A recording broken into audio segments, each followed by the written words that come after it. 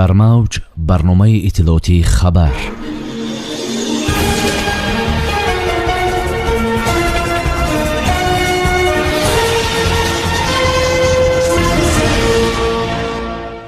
фармони президенти ҷумҳурии тоҷикистон анъанаи бофтани атласу адрас ба феҳристи мероси ғайримоддии башарияти ЮНЕСКО ворид шуд. дар осона бренди миллии тоҷикистон муаррифӣ гардид. интиқоли зиёда аз 70 килограмм маводи нашъавори нави героин пешгирӣ шуд. бунёдкорӣ дар шаҳри Панҷакент вусъат меёбад.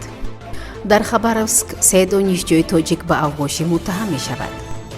фармони президенти ҷумҳурии тоҷикистон дар бораи озод намудани судяҳо мутобиқи моддаи 69 конститутсияи ҷумҳурии тоҷикистон фармон медиҳам. табарзода Иззатулло Сафар аз вазифаи муовини раиси суди вилояти Хатлон, Юсуфзода Муҳаммад Али Файзалӣ аз вазифаи судяи суди шаҳри Душанбе, Абдулғанизода Абдумоне аз вазифаи судяи суди шаҳри Душанбе бо сабаби расидан ба синни ниҳоӣ дар вазифаи судя будан озод карда шаванд. Зайдуллозода Саид Аҳмад Миршариф аз вазифаи судяи суди ноҳияи панҷи вилояти Хатлон бинобар содир намудани кирдоре ки шаъну эътибори судяро паст мезанад озод карда шавад. Президенти ҷумҳурии Тоҷикистон Эмомалӣ Раҳмон шаҳри Душанбе 6 декабри соли 2023. наминаи мустақими ҷумҳурии Тоҷикистон анъанаи бофтани атласу адрас ба феҳристи мероси ғайримоддии башарияти ЮНЕСКО ворид гардид. дар ин бора Амид Ховар иттилоъ медиҳад. бояд гуфт ки санаи 4 декабр дар Касанаи ҷумҳурии Ботсвана иҷлоси 8-уми кумитаи байниҳукуматии оид ба ҳифзи мероси фарҳангии ғайримоддии ЮНЕСКО шурӯъ шуд. иҷлосият то санаи 9 декабри соли ҷорӣ идома ёфта, намояндагони давлатҳои аъзои конвенсия оид ба ҳифзи ёдгориҳои мероси фарҳангии ғайримоддӣ иштирок доранд. дар шаҳри Осона бозори 14-уми байналмилалии хайриявии АСА бо иштироки 47 давлат ва ташкилоти хориҷӣ баргузор гардид. дар ин хусус Амид Ховар иттилоъ медиҳад. бояд гуфт ки дар ин чорабинии хайриявӣ сафорати ҷумҳурии Тоҷикистон дар Қазоқистон, диаспораҳои тоҷик иштирок намуда ғурфаи Тоҷикистонро маҳсулоти баландсифати ватанӣ аз қабили ширкати қаннудии ҷамъияти дорои масъулияти маҳдуди Ширин, корхонаи истеҳсоли об ва маҳсулоти машруботии Сиёма, ширкати Асрори Санг, асбоби мусиқӣ, саноати дастӣ, донагию мева, ғизоҳои миллӣ ва либосҳои тарроҳони шинохтаи тоҷик зери нишони бренди миллии Тоҷикистон бо сабки хоса ороиш доданд. ёдовар мешавем ки гӯшаи Тоҷикистон ба иштирокдорони чорабинӣ ки зиёд аз 10 000 нафар буданд писанд омада. теъдоди харидорони маҳсулоти ватанӣ низ зиёд буд. дар ин чорабинӣ тамоми давлатҳои хориҷӣ маҳсулоти истеҳсоли ватании худро ба фурӯш гузошта маблағи онро ба хона интернат ва ятимхонаҳо интиқол доданд. хабар медиҳад Амид Ховар. аз ҷониби кормандони дидбонгоҳи гумрукии Фотеҳобод дар ноҳияи Масҷоҳ ва раёсати минтақавии гумрукӣ дар вилояти Суғд ҳолати интиқоли ғайриқонунии маводи мухаддир дар ҳаҷми калон пешгирӣ шуд. тавре Амид Ховар бо иснод ба хадамоти гумрукии назди ҳукумати ҷумҳурии Тоҷикистон хабар медиҳад.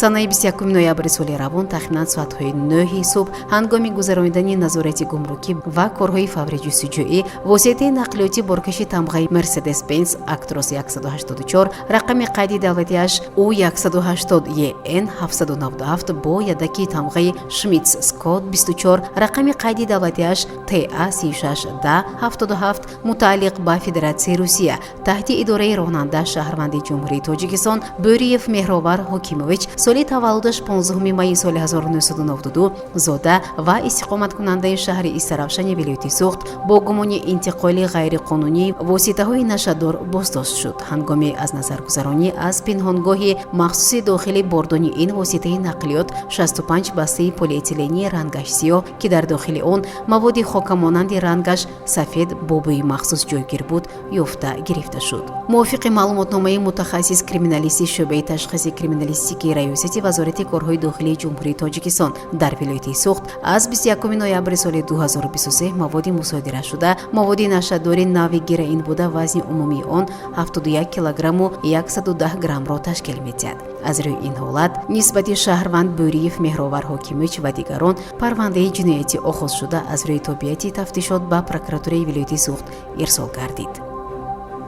با مناسبت 35مین سالگرد استقلال دولتی جمهوری تاجیکستان در شهر پنجکند کارهای آبادانی و سازندگی وسعت می‌یابد. حالا در خیابان رودکی شهر بنیاد نخستین کارگاه استحصال پایافزول ادامه دارد. در پهلوی آن بیناهای بلندآشیانه استقامتی با مرکزهای تجارتی و خدمت‌رسانی قامت رشد کردند و بعد انجام کارهای آرایشی مورد استفاده قرار می‌گیرند. در پایگاه آبکشی قبول باشد کارهای آمادگی برای با استفاده دادن خط آب در جریان است. رئیس شهر پنجکند عبدالخالق خالقزاده ضمن بازدید از این انشاءات و دیگر بیناهای بنیاد شونده از جمله بینای ماموری کمیته اجرایی شهری حزب خلق دموکراتی تاجیکستان، مهمانخانه در کوچه بربادی مروزی، بیناهای بلندآشیانه استقامتی در قسمت غربی شهر، مرکزی سودا در نزد بیمارخانه مرکزی، درمانگاه دندانپزشکی با صاحبکاران جهتی با صفت خوب و در مهلت پیش بینی شده با استفاده آماده نمودن انشاءات، آرایش زیبای صحن و اطراف آنها در مهلت کوتاه انجام دادن تعمیر کاخ لایق دستور داده شد. در خباروسک علیه 3 دانشجو از تاجیکستان پرونده جنایتی باز شده است. در این باره ریاست تفتیشاتی فدراسیون روسیه در ولایت خباروسک اطلاع می‌دهد. بر خبر منبع دانشجویان تاجیک در دانشگاه دولتی اقیانوس آرامی این ولایت زناسازی کردند. شعبه یکم تفتیشاتی پرونده‌های مخصوصاً مهم ریاست تفتیشاتی کمیته تفتیشاتی روسیه در ولایت خباروسک از روی دلیل جنایی بر اساس قسم دوم ماده 213 کدکس جنایی پرونده باز کرده است آمده است. در اطلاعیه منبع توضیح داده است که دانشجویان پس از خلالدار کردن ترتیبات جمعیتی 2 دانشجوی روس را لاتوکوب نمودند. ضمناً کارمندان FSB، وزارت کارهای داخلی و همچنین پلیس امن در خوابگاه عملیات مرافعه‌ای انجام داده 27 مهاجر و مورد پرسش قرار داد که در نتیجه 3 گمانبر این حادثه را معین کرد. ذکر شد که دانشجویان متهم در زنازنی و نقض ترتیبات جمعیتی فعلا بازداشت شده، مسئله به حبس گرفتن آنها بررسی می شود. خبر می‌دهد سپوتنیک تاجیکستان. در موج برنامه اطلاعاتی خبر.